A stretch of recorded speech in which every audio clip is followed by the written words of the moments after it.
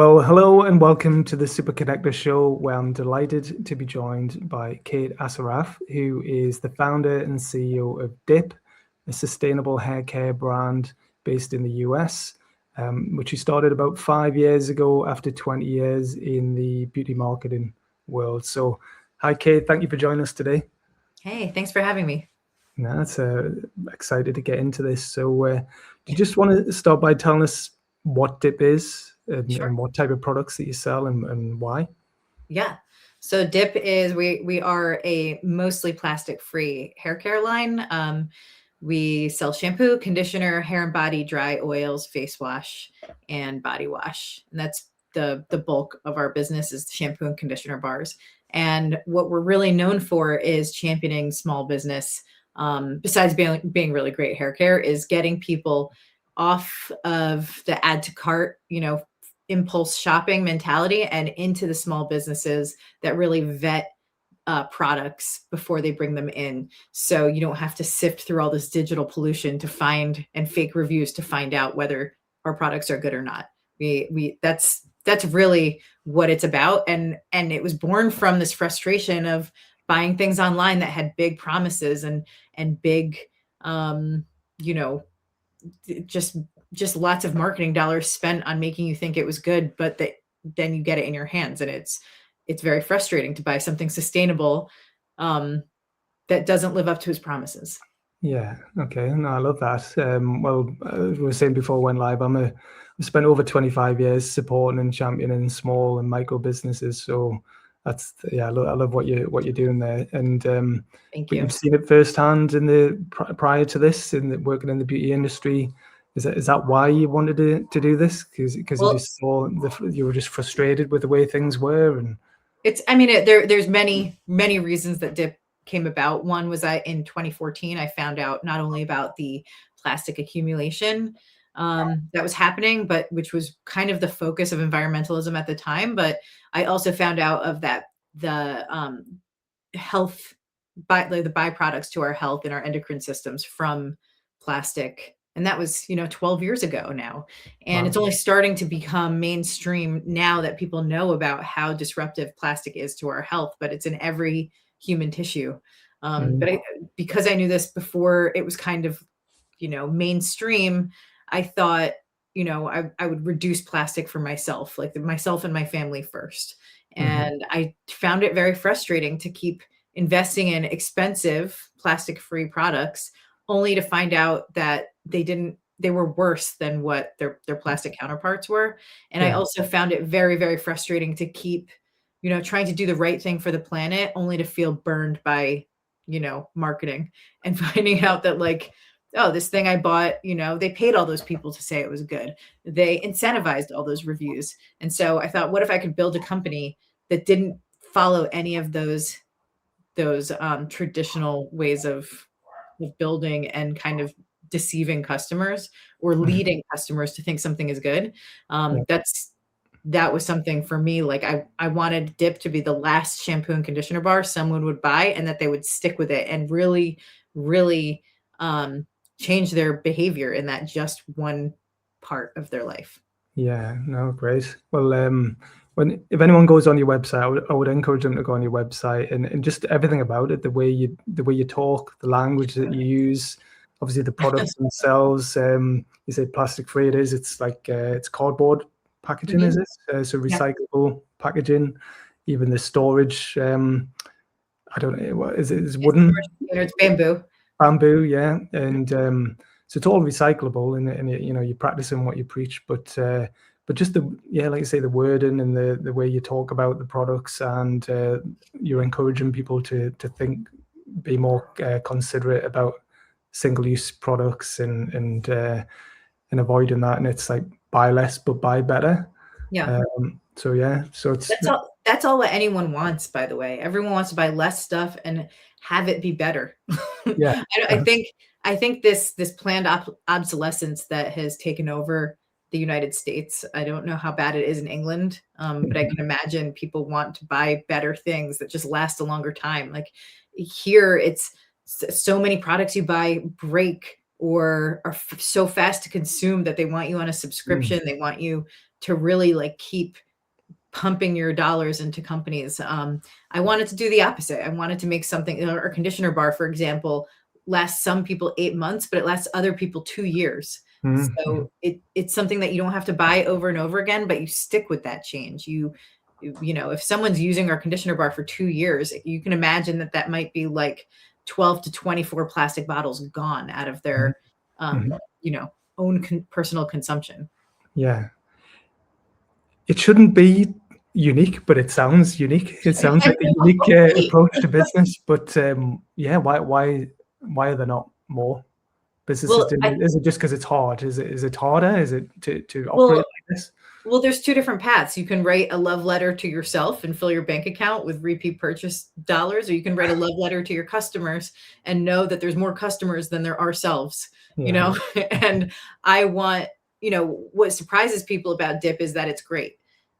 They really don't think that, especially if they've bought other bars in the past, they really don't think it's going to be something that is good. And I actually use that skepticism to my advantage because I don't have to tell people it's good. They find out on their own. And I've built a 7-figure word of mouth brand that way. And that makes me really, really happy that people discover it, they find it, and then they tell everyone they know about it. Yeah, well, that's the best form of marketing, isn't it? Word of mouth. It sure is. So and like you say, even if a bar is lasting them a long time, you know, they're going to enjoy it and they're going to buy more of it and they're going to tell people about it. Everyone wins that way. I think so.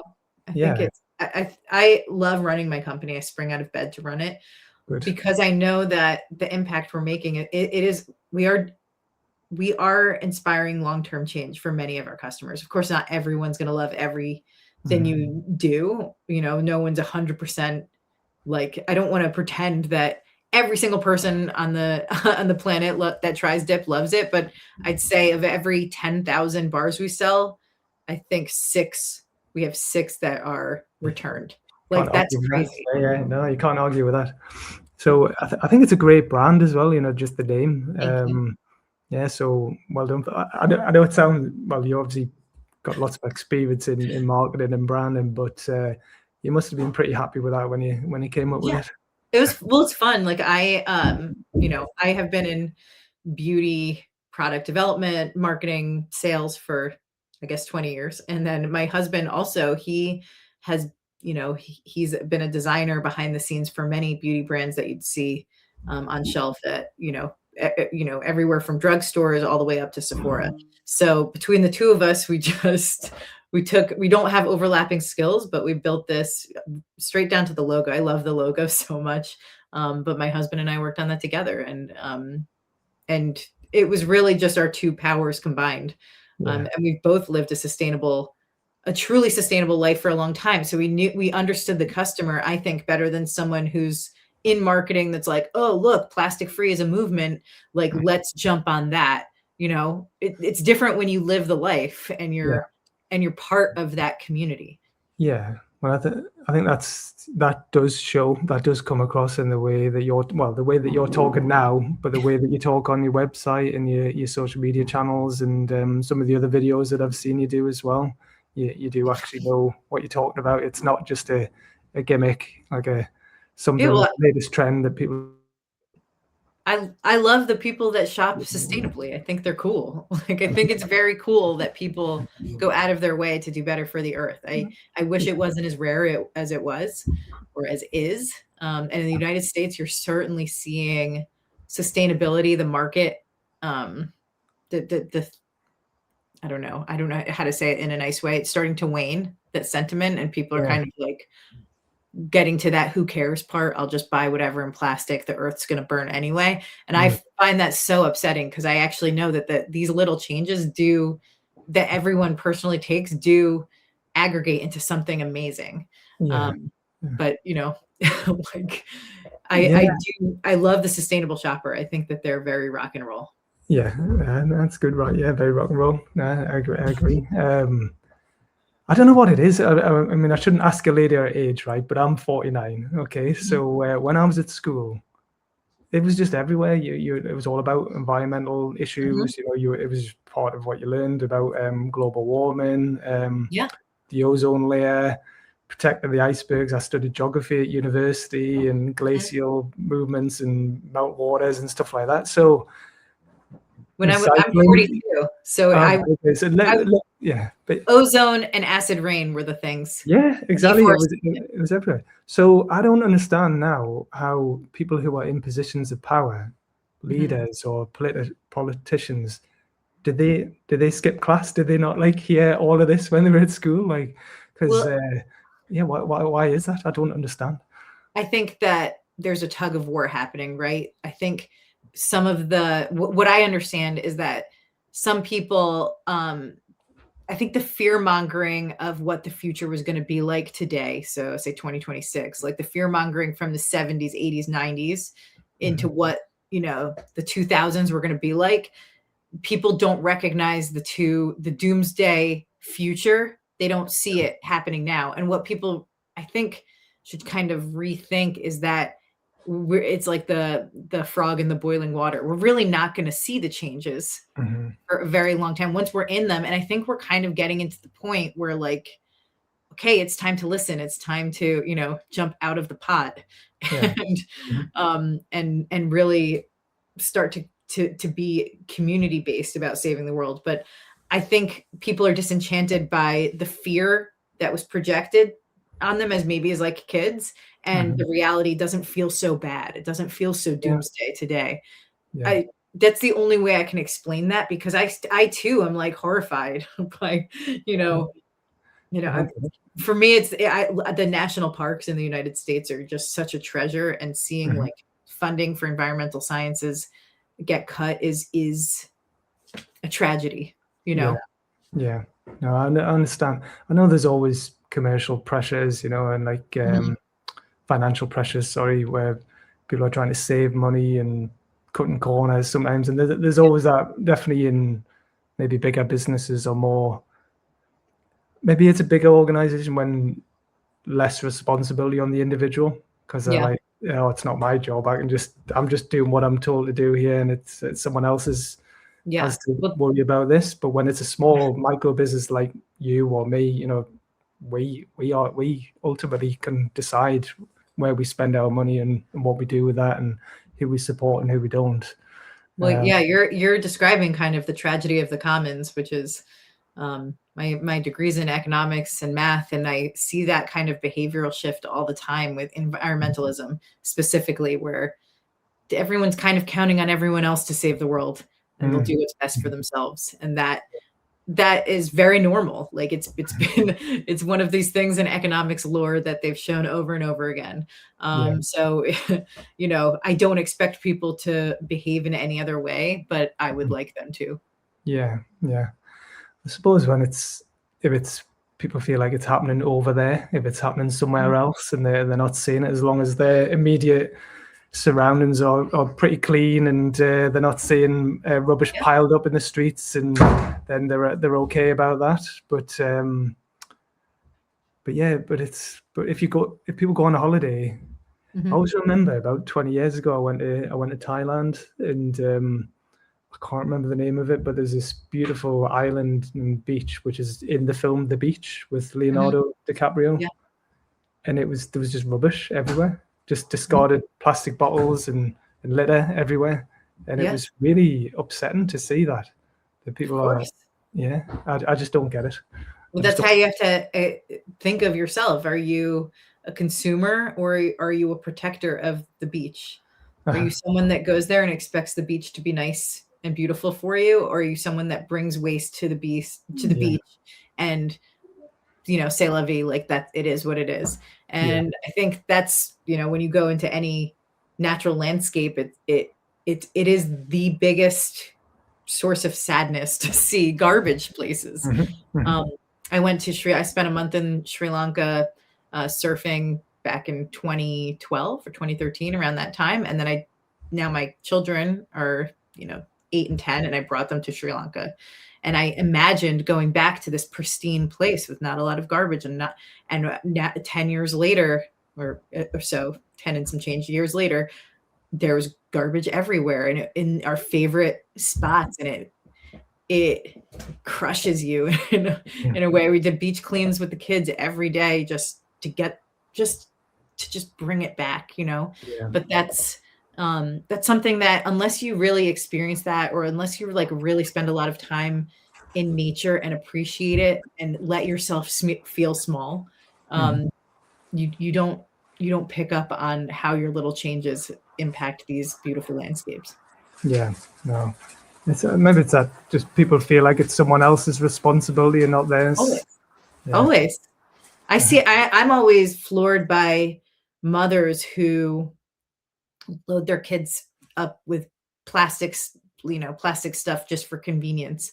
I understand it, right? Because convenience is wonderful, right? But I'm always thinking about renting this planet from my kids. Like I don't think my time here is temporary. I'm in my 40s. I'm lucky if I get a couple decades left on it. But hopefully they're here for a long time and they're able to enjoy things and find seashells and you know see like I don't know eat seafood. Those are things that I think about a lot. Yeah. So do you want to tell us a little bit more about the process of starting the brand? Like how easy or how hard was that? So I would say it's easier because I've been in the industry for a long time. So I already had kind of a head start. Like I knew exactly which chemist I wanted to work with.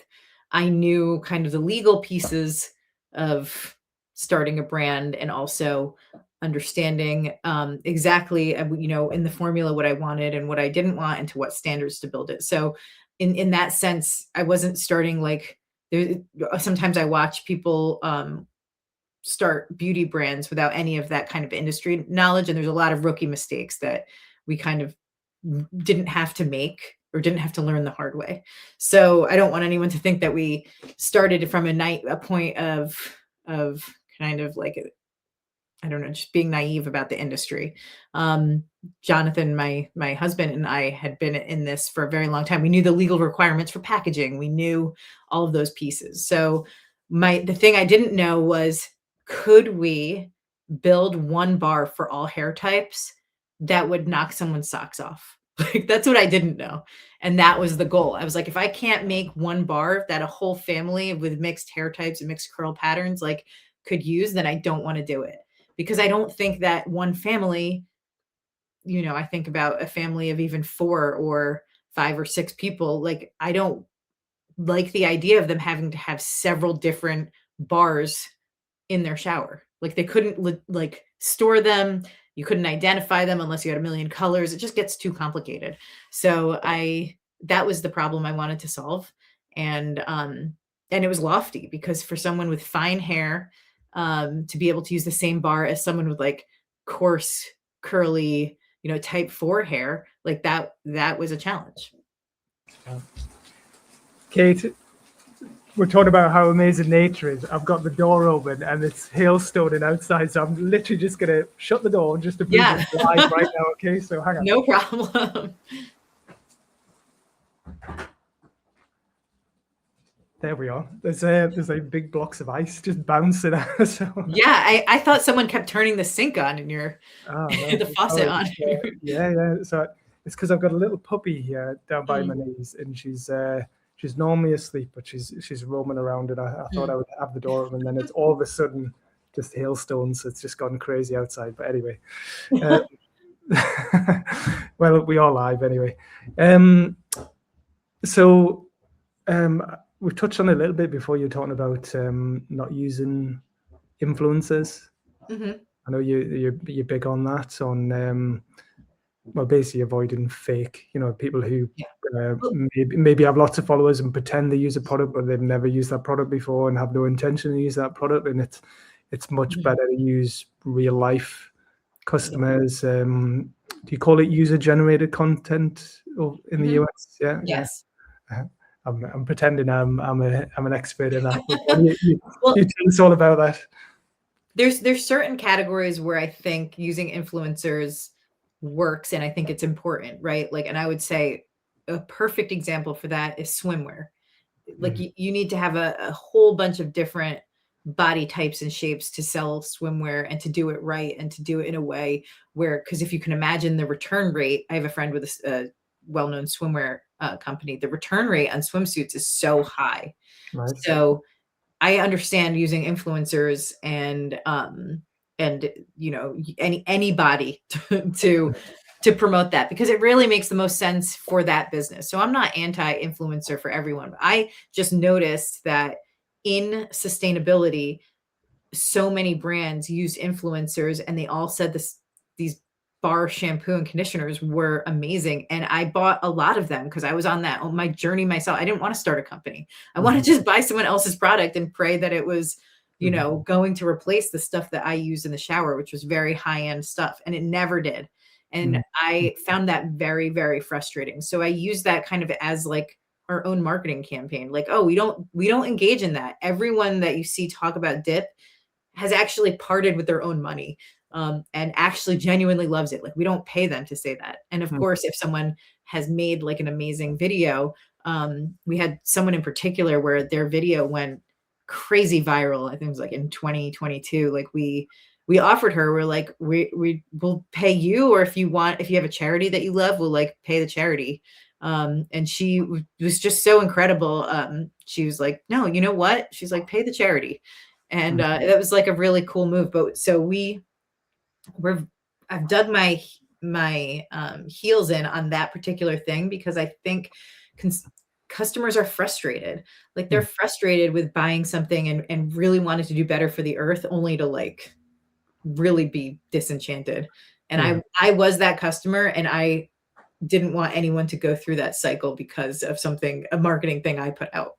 No, I love that. I think, you know, it's changed in the last couple of years. People are moving, or brands are moving away from that influencer, because they can be really expensive, you know, and often just because they've got lots and lots of followers doesn't mean that's going to translate to people buying the products. Sometimes people are just following them just because they like the way they look, or they like something about them, but not that other thing that they're talking about. Or you'll have like a beautiful girl influencer and all her followers are men. So she's not even talking to the people you're trying to get in touch with.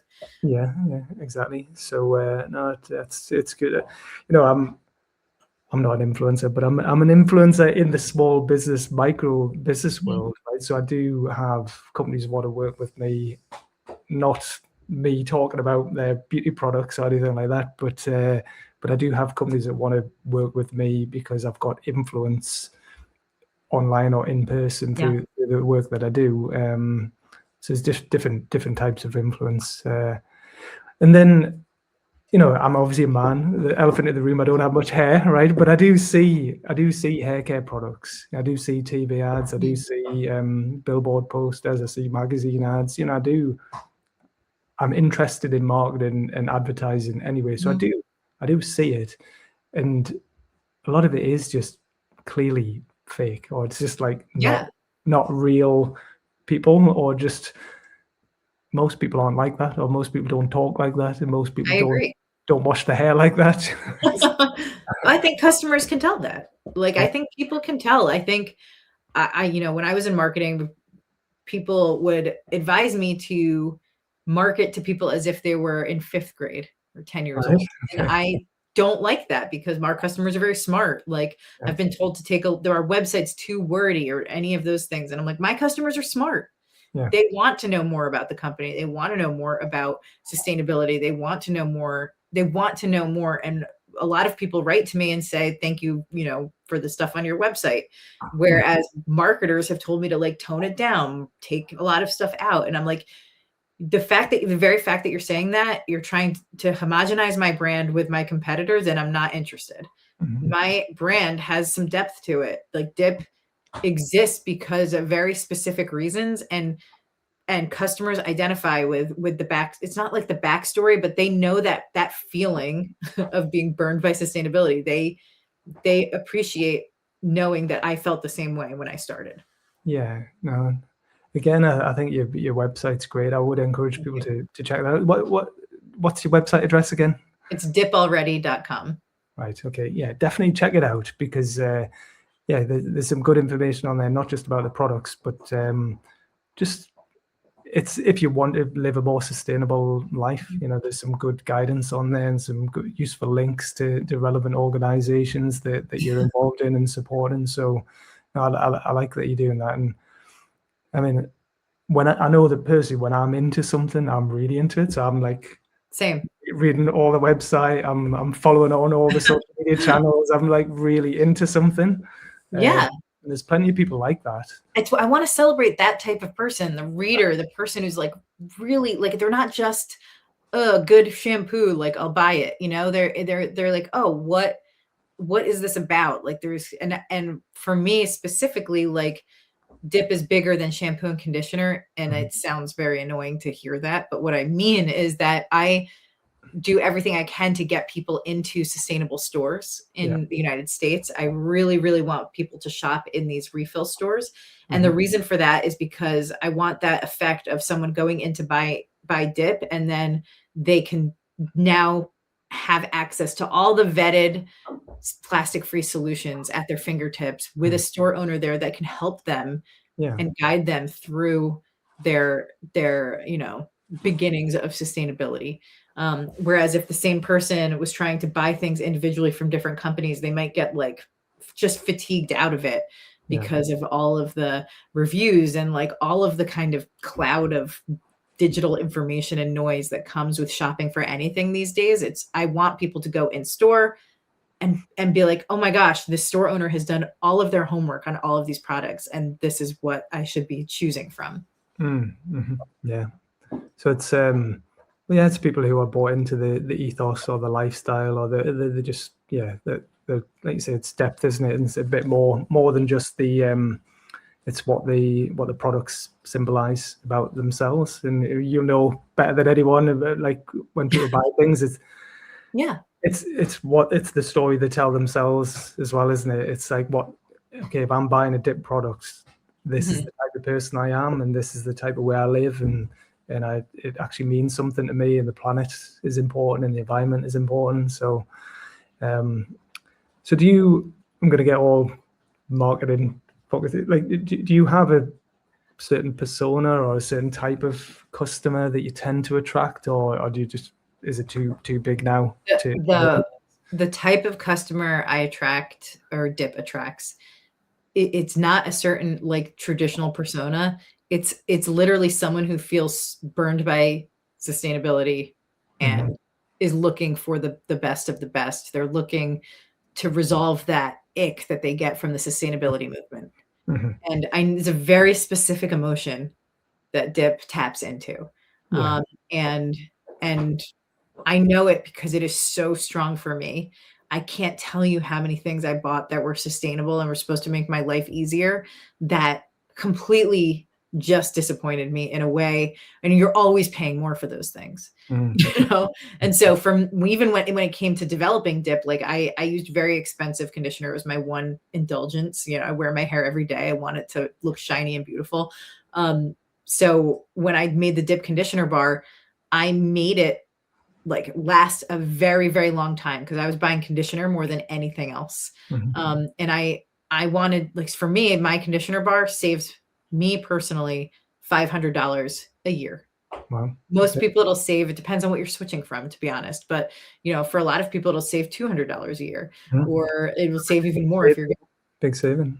Yeah, I mean, it's a big, big savings. So I wanted that feeling of like, I bought this thing and like, it's cost me more money. I like, up front, I guess if you are used to buying inexpensive shampoo and conditioner, dip seems expensive. But if you're buying pricey shampoo and conditioner, which is what it actually replaces, because the chemist I worked with has formulated some of the best products that are in high-end retailers in the world, so I deliberately wanted someone that made that was very familiar with like very intense luxury conditioner.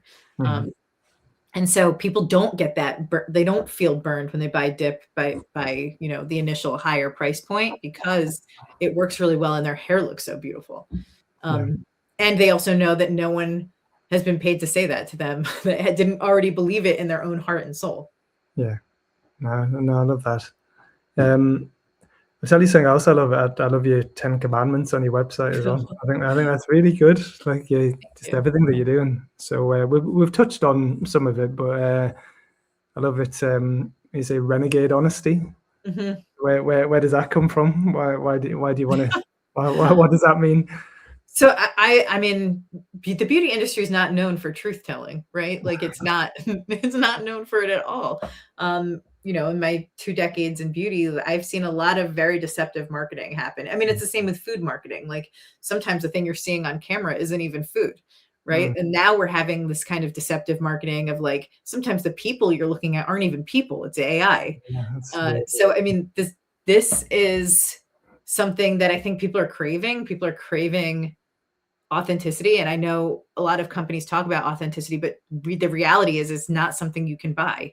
It's Mhm, something that has to surface and bubble to the top on its own.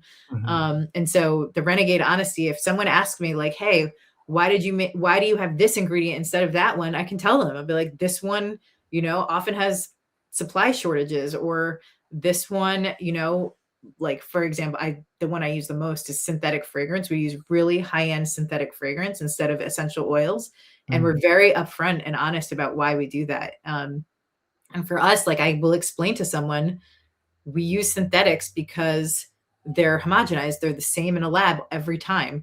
mhm, We can take the allergens out. You know, they don't require like, you know, questionable farming practices or, you know, slave labor, which happens a lot. And if you're getting exotic essential oils shipped from all over the place. So, I mean, those are things that people don't think about, but when you tell, when they come after you, they're like, ah, synthetic fragrances. You know, I can be like, this is the environmental reason why we made that decision. mhm, And it was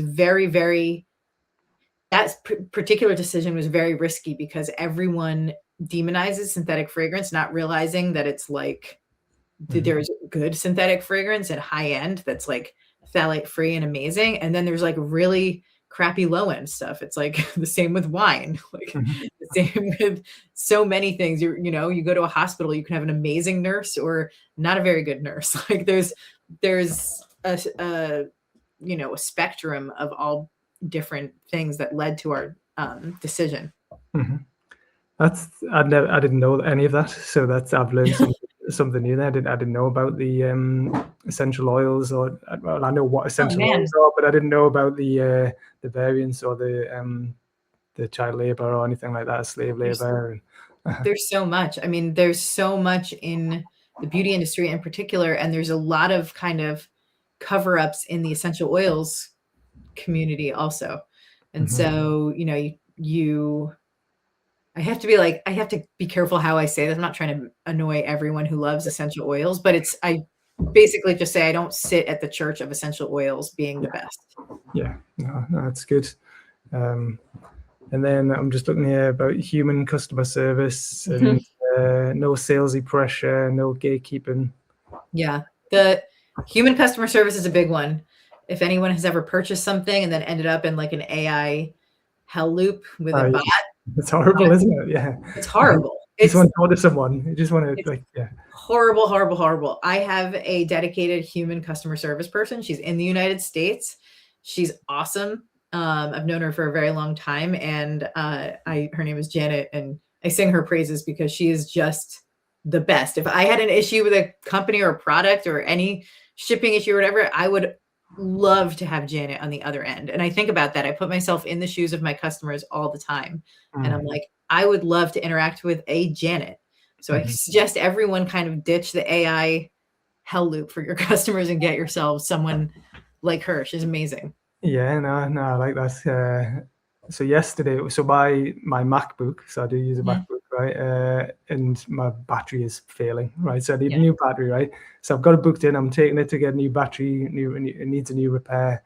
They can't just slot a battery in. Anyway, I rang up yesterday to just say, is it okay if I bring it on this day or whatever? And I was just going round and round. I just couldn't speak to a real bit. I rang the store and I Oof. just couldn't speak to someone. Then eventually I got through to someone who was not in the store. They were in some, who Mhm. knows where they were. And then they had to ring the store to, anyway, we got there. Thankfully, I had plenty of time on my hands, but that was really frustrating to go Yeah. through that. But When then, I go on. when I lived in England, Uh-huh. I could not believe how bad customer service was with companies. Well, that's a shame because it used to be really good, right? So, I I remember that as a kid, I used to go visit all the time, and then when I lived there and had to deal with companies like what's the phone company? O3? Is that the company? O2. O2? Uh-huh.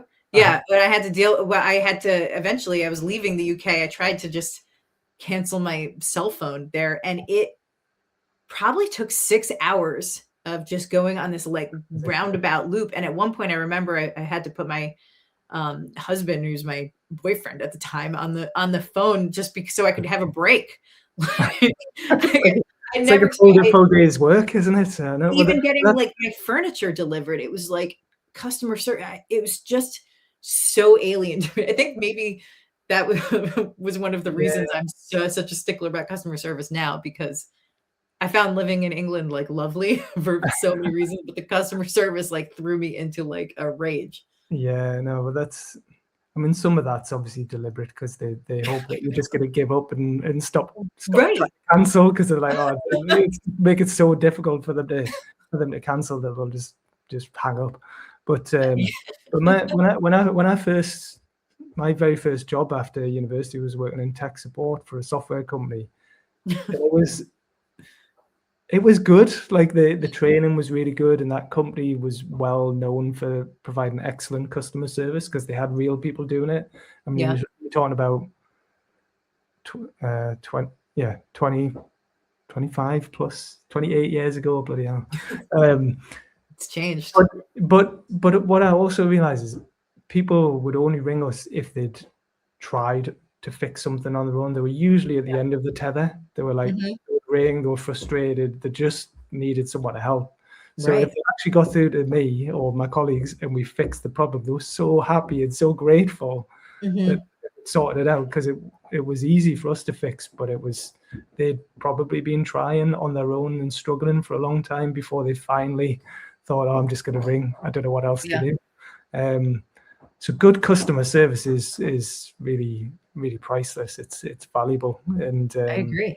yeah. And it So shouldn't be rare, but it's rare. It's something that people write to us a lot about. They're like, you know, even in our reviews online, they're like, "We amazing customer service," yeah, wow, and that makes me so like it's such a source of pride for me because it's very easy to give AI customer service. It's cheap, yeah, it's easy, but I pay someone a full-time salary in the United States, and I really, I really love having them on the team. And mm, I I know right now it's in vogue to lower your head count and replace everything you can with AI, but it's something I would never ever do. no. Well, so I do as well as this online podcast and video and lots of content. I run in-person events every month as well. So Mhm. we do have people talking about AI and technology, but Yeah, I always get people who are not just full on just AI everything and yeah, just like get rid of people. It's always with a sense of caution. It's always like, look, yes, you can do this, but how do you do it in an ethical way? So right. most of the people that speak at my events are more balanced, and they're like, That's okay, great. yeah. So I just think it's really important. Definitely when I've got that position and talking about influence as well. That Mhm. I don't want people rushing headlong into something that they're going to Yeah, regret, or it's going to damage the people around them or the community that they're in. So I yeah, think it's really important. Um, Talking about, we touched on a little bit about. I know you're not a massive fan of Amazon or selling to Amazon. You're not yeah. saying you never use Amazon for certain things, but you've chosen not to. You don't sell your products on Amazon, is that right? I prefer to have that friction point of someone going into a store. Yeah. And so many of my store owners now, like we're probably in around, give or take, depending, because stores are closing all the time in the United States, these independent retailers. Mhm. We're in between 400 and 500 stores all the time. And I know a lot of the store owners. I know who they are, about their lives, their families. Like they're not strangers to me. And some of our small stores are selling, $30,000, $50,000, $100,000 worth of dip per year in their small stores. And Mhm. if I put my products on Amazon, I know that would decimate their business. Yeah. And I don't want that. I live a very, the business is successful. Like, I don't need it to like 10x to also be successful. Mhm. Like, actually, I think that might be one of those dangling carrots that, like, careful when you get a bite, because it's actually gonna, pull out your feet from under you. And so for Amazon in particular, I am a customer of Amazon. I do shop there, but it's usually the second or third place I go for something before I buy it. I don't need to there's really nothing I need like in an emergency, Yeah. um, that I can't get locally, right? Like bread, butter, milk. Like, I can get Yeah. those things. I don't need anything that fast. And you know, I know because my products last a long time. Imagine if someone just decided to buy in a pinch a conditioner bar on Amazon. Well, then that person doesn't need to go back to that store for another year or Mhm. two to Mhm. purchase. So it doesn't make sense for my business in particular. I'm sure it makes sense for others, but not for mine. Yeah. No, no, no. That's a good position to have, and I think power to you for doing that. And it's yeah, you've got protecting your brand and protecting the people who support you as well. Because these independents have supported you and your I brand. love And them. They're so I mean, like, entrepreneurship is lonely. There's no way around it. It's a lonely game. It's not that fun, but what makes it fun for me is my relationship with my retailers. In yeah. fact, even before jumping on here today, I went and had coffee with two. I'm in New Jersey, two um, retailers that carry dip. We went and had coffee together, and it's so nice because had I put my stuff on Amazon, I wouldn't I wouldn't really have that kind of human to human relationship. Yeah. Yeah. And so it's really, really fun to round out retailers and the vibe of their store and the coolness of their communities, and also their different curations of sustainable things that, had that, where dip is in that among these other products. It's very cool for me. Mhm. It's and it's fulfilling as an entrepreneur, where I think the add to cart life is not, you don't have that relationship with your retailers. You don't have it with like a Target buyer, I guess, or a Target employee, or Walmart, or Sephora, or Ulta, or any of these big box stores. You just don't get that same feeling. No. And I just love these retailers that I get to kind of chum around with, um, and know as full human beings. Yeah. Yeah. It's a Well, lost art here in the United States. yeah, I love that. Well, every sale it counts more, doesn't it? It means Yeah, more we're for sharing it. We're sharing every you and to them. Yeah. yeah, and it's people are excited when they can go, and so, like, a lot of buying dip is smell intensive. Like, you just shop the way you wanna Yeah. smell, and so if they go into a store, then they can smell all of them and be like, "Ooh, I like this one." It's like, this isn't the one I would have bought had I just seen the descriptions online, but you know, that's an experience that I want people to have. Yeah. I was looking at your fragrances. I mean, Mm. they sound amazing. They're really pretty. You've got I've got them here: coconut and almond, tobacco and driftwood. Mhm. Uh, is it what's this? What's the next one? Mimosa? No, Mimosa and sandalwood? mimosa and sandalwood. Wild sage and is it vetiver or vetiver? Vetiver, yeah. Whatever. Um, I mean, you're testing me here. Was it jasmine? Is that right? Rosewater and jasmine. Rosewood and jasmine. You're Yeah. testing me, actually. You've got your matcha tea as well, Yeah, rose and matcha tea, that's really pretty too. and tagine and honeydew. I mean, they all sound amazing, but they also sound different, like They are. unusual fragrances. But is it coconut and almond? Is that your Yeah, top? that outsells the other ones 2 to 1. One? It's reminiscent of, like, that late '80s coconut scent, Mm, that you would smell everywhere, and actually that particular scent is an homage to my older sister. She's 16 years older than me, and she always smelled like coconut when I was a little girl, and that particular smell reminds me of my sister, yeah. and, like, I love it so much, but it's a retro coconut. It's not like, I don't know how to explain. It's not that it's not sophisticated, but it's got, like, a nostalgia to it when you smell it. Right. Okay. No, it Mhm. sounds great. And even the like tobacco and driftwood, that sounds lovely. It's really that one I put out there for because men aren't really invited to, like, sustainable shopping many Yeah. instances, but so the 30% of our customers are men, and I put that one out there for men, and they love it. But also all the cool girls in Brooklyn, All also right. in LA, buy the Wow. tobacco and driftwood. I think it's really interesting which groups latch onto which scents. Yeah. No, that's fascinating that it's different locations, different areas are Yeah. got different Yeah. favorites. It's really felt like a weird fact is that in Nashville, it's like, Nashville is very country. We have 2 rose scents and they don't sell there. Really? I Oh, wow. think that's, like, interesting, like, oh, that particular city is not drawn to rose. Strange. Oh, yeah. Super strange. I thought rose was universal, that Yeah. everyone loves that one, but I was wrong. Uh-huh. What's your favorite? Is it I like like the rosewater jasmine. yeah, That's by yeah. far my favorite. I love it so much. And then I also love the mimosa, but Mm. no one buys that one online because it's in a gray box. In person, people like are very loyal to this mimosa scent, but online because it's in a gray box, we just notice it doesn't All sell as right. much. It's interesting. It's fun. It's like really fun to see all those different changes, Yeah. Wow. No. Well, I know we said before you went online. You where do you sell to at the moment? Is it just the US at the moment, It's or do just you, the US and Canada. The shipping yeah. internationally has just gotten cost prohibitive pretty much. Uh-huh.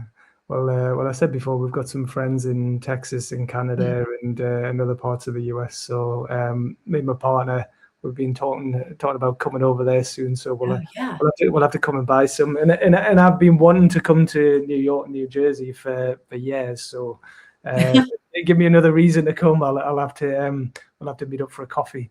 And I Yeah, think, you totally should. I'm in the Lake District of New Jersey, which all right. people don't really think about. They think about the turnpike and the airport, Mm. Newark Airport, but I'm halfway between Manhattan and the Poconos, so there's mountains near us and lakes. Oh, It's really okay. beautiful. Yeah, no, I didn't realize that. The main thing that I know New Jersey for is Bon Jovi. Oh, yeah. You're still super proud of him. Well, my sister, she was really into Bon Jovi. She's only 2 years Great old. hair. So yeah, yeah, great hair. Yeah, it'd be good to have him endorsing your products. That would That be a would be good one. really, really fun. Yeah, maybe get a lot of hair rockers from the Mhm. 80s. That would be It'd good. be the best. Uh-huh. Cool. Um, but yeah, what was I going to say? I've lost my train of thought. I'm just excited about 80s rockers now. I just want to listen to some Bon Jovi. So what's next for you then? What's your plans for Dip going forward? So right now, immediately coming up is for the first time ever, we're going to run ads, and a big piece of that is that Dip is fine and growing on its own without ads, but I've discovered that so many of our retailers are struggling, Okay. and if I can do anything to get more people into these stores, like they don't have the marketing budgets to run ads, a lot of them. Mm, mm, So as a company, I will do what I can to amplify their message as well as my own mhm. and try and get more people into their doors. It's Yeah. becoming like a real issue. And the first half of this year, the weather has been so bad in so Right. much of the country that like that also like in-store shopping very, very much suffers when it snows every weekend, which is Mm, what happened here on the East Coast. Like it snowed every weekend in the first 2 months of this year. And mm, that means no one's going to stores. They're mm. just buying the necessities at the grocery store. And I feel very compelled to amplify the movement that has helped me so much. And Mm. also, you know, it's win-win if I can get more people into these stores, to be honest. Yeah. No, I It's love like that. not pure altruism. I don't want people to think that that's how I'm presenting myself. Yeah. It's a very much a tactical business decision, and I'm excited to see if it works. Like I have no idea if it's going to work, you know. You can like tell a horse there's water somewhere, but you can't even really lead them anymore. Yeah. No, that's exciting. So Yeah. where will you do the ads? Is it like online ads, or are you going to do some like publications, actually printed All ads? Or sorts of stuff. So I'm going to see what really resonates and what works and what doesn't work. We're also doing a partnership. So I haven't been a trail runner since I was, I don't know, I've been running since I was 11. And so we've partnered with Vacation Races, which is races. They're half marathons and sometimes marathons and 5Ks in and around the national parks. And so DIP will be starting in June, we'll be at 11 of those around the country. And I'm like really excited about that. That's probably the marketing activation that I'm the most excited about, because I get to meet other runners, and like I haven't talked about the shampoo much, but the shampoo is gentle enough to use every day. And so if you're a woman who runs, especially, you don't have to choose between your run and a good hair day, basically. So you can shower every day without disrupting the oils in your hair and your scalp health. And that's like a very big deal. But the reason I made the shampoo that gentle, like it's not, if someone uses like hair gel or mousse, it's like not the best shampoo for them. But if someone is like, a nurse or works with, works in a kitchen somewhere, or like works with children or training for something, the shampoo is like the best for them. Yeah, I love that. I'm going to ask you something, but I don't know if you can see, we've just had a comment on LinkedIn by Ethersham Hack, who is the mayor of Sunderland, right? He's actually the mayor of the city where I live now, and he's just said amazing guest. So thank you. Yeah. So but Ethersham, he's a great. So he's I don't know if you have councillors in over there, but he's like a political representative of the people who live in this city. But he's also a big champion of small businesses as well. So he's a great guy. So that's cool that he's watching and that he's commenting. That is so cool. Yeah, but actually, you talked about running there, and before we went live as well, talked about swimming. So we've got 4 kids, as you know from what I said before. One of them swims 5 nights a week, trains 5 nights a week, trains 3 mornings a week. She regularly does like galas and swim meets and stuff like that. So I'm just thinking off the top of my head, I know you said that you do some work with the diving teams. Over USA Diving. We were approached by USA Diving because someone was already using DIP, and I was like, of course we'll sponsor the diving team. Like, how cool is it? I love people that do things that are really hard. Opening a store is really hard. It's challenging. Running a marathon is challenging. Diving from some height into cold water many times is so challenging. I love people that go above and beyond and do cool stuff. So yeah, the diving team, I love sponsoring them. That's kind of the fun part of running, besides running the business, besides like, obviously having an amazing team, and then like the customers are really cool and the store owners are fun. But like, then that other part where you get to decide where your profits go, like, we've sent, as a team, we've redirected $5 million back into local economies, which is like, I couldn't really talk about my plan until I did it and proved that it worked. Right. Yeah. Well done. Like, no one cares about a playbook of a company that's just starting. But now that we're 4.5 years in, and I've proven that we can, redistribute this money into local economies, like that is a huge win. And I can talk about it. We've donated $50,000 to Surfrider, not only for their ocean efforts, but also they send people to Congress in the United States to fight plastic laws. Like they want to really make the change. And I can't go to Congress myself. So I love funding a team that can go. And there's other things that we're also in the United States. The Great Lakes are a biggest source of fresh water. They're one of the most important waterways in the world. And so we now have committed to donating to support the Great Lakes. And those things are the most fun part about having a company. And I hope that our customers appreciate where we spend our money and how we do it. Because like really just, collecting a lot of money doesn't really make sense. Putting it where it can inspire the change that you do want to see in the world is like the only way that I see, companies should be moving forward. No, again, that just reinforces who you are and what the company's all about. And so, no, well done. And I'm going to say thank you for doing that as well to the people that you're supporting. And now keep doing what you're doing, because you're obviously doing a great thing. Obviously, but having a successful business enables you to do that as well. And if you had lots of other people, lots of other shareholders or people telling you what to do, you maybe wouldn't be able to do that. But when you are the founder, no shareholder would let me do what I do with funds. They're like, "What are you, crazy? Like, you're just gonna..." But it's part of the fun culture of the brand. Like, if we see someone with a GoFundMe, that's because we follow a lot of our customers back. And so if we see someone who's like struggling or has a family member struggling and there's a GoFundMe, we'll contribute. Or we see, like, if just we see something that's cool, or a customer started a business, we'll buy from it. Like, it's fun. And I think that a lot of people, and when I keep saying like entrepreneurship is kind of miserable, but like these are my life hacks for making entrepreneurship more fun. Like, do some good, support your customers back, like have a good time. I don't know. It makes it more, I don't know, more human, I guess. And part of me, every time I see one of my competitors like run into the arms of AI for everything, like I almost laugh. I'm like, what are you doing? Like, why are you doing this?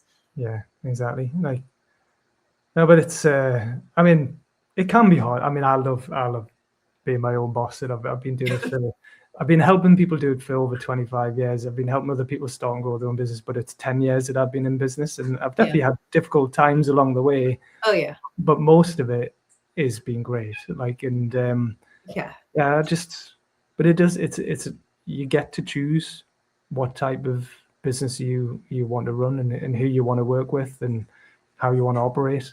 And I'm much happier doing this than I ever was working in corporates or bigger businesses. Just quickly before I forget, I know I touched on it again before about swimmers. Like, I think definitely thinking about what it's like over here when they do the galas or the swim meets. It's like a captive audience. There's usually 100, 200 kids and parents and carers who are just sat there all day watching swimming. It's a captive audience, and obviously they're there to support the swimmers, but they're often a bit bored. So if you've got great products on sale throughout the day, so there is definitely, I know there's like an Olympic pool here, which our daughter trains at and competes at and everything.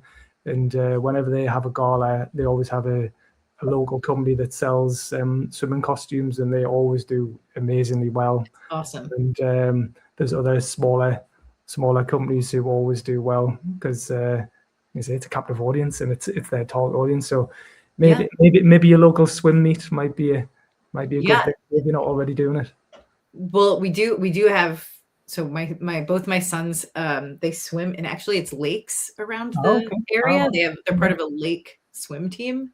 Okay, cool. Which I really love, because it gets kids to not be scared of seaweed and not be scared of fish. And, you have to exist with nature in these lanes that are in lakes. And so the dip has been very successful among there, but people they'll buy some for, and I'll give them a discount obviously, but they'll buy some for their entire swim team at a pop. And the reason is, if I don't know whether I mentioned, is that the conditioner bar also instantly detangles hair. It's like ouchless detangling when you come out of the pool or the ocean. So if you're a surfer and you get knocked around like me, I'm a terrible surfer, but I love it. My hair always gets completely tangled. And so I wanted the dip bar to be such that you could dip the bar in water, run it down your hair, and air dry and go. And so it works, after swimming in chlorine. It doesn't take chlorine out. It just lets you detangle and air dry, and that minimizes the breakage. Especially if you're on a swim team and you're putting your hair in caps and it pulls and all of that. Like, it's important to keep your hair soft and not brittle. Yeah. I'm gonna, like, my partner and daughter they'll be. I'll tell them all about this. They'll want some. So we're going to have to come over, and we're going to have to get some. We're going to have to find a way that we're going to be able to stock some over here in the UK. But I know there's a lot of people will be watching this from the US as well, and Canada. So yeah. Let me know if someone's buying from the UK and the shipping charges are crazy. Let me know. I can see if I can add, the value of the shipping. Like I can maybe add a bar to it. Let me know. You have to put it in the cart notes so I know. Yeah. Well, that'd be cool. But yeah, we'll figure it out. We'll figure something out. Okay. Kate, it's come up to the hour, so I've thoroughly enjoyed that. I've really enjoyed talking to you. Likewise. And I love what you're doing, and so keep doing it, and good luck for the future. Is there anything else you want to say or add at the end? Sure.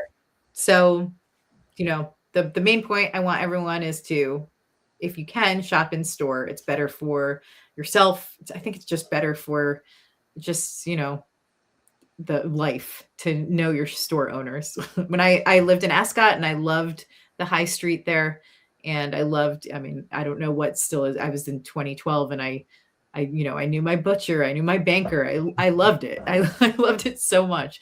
But if you want to find me, I'm Kate Assaraf on LinkedIn. And if you wanted to look through Dip, the website's dipalready.com, and our socials are at dipalready on both TikTok and Instagram.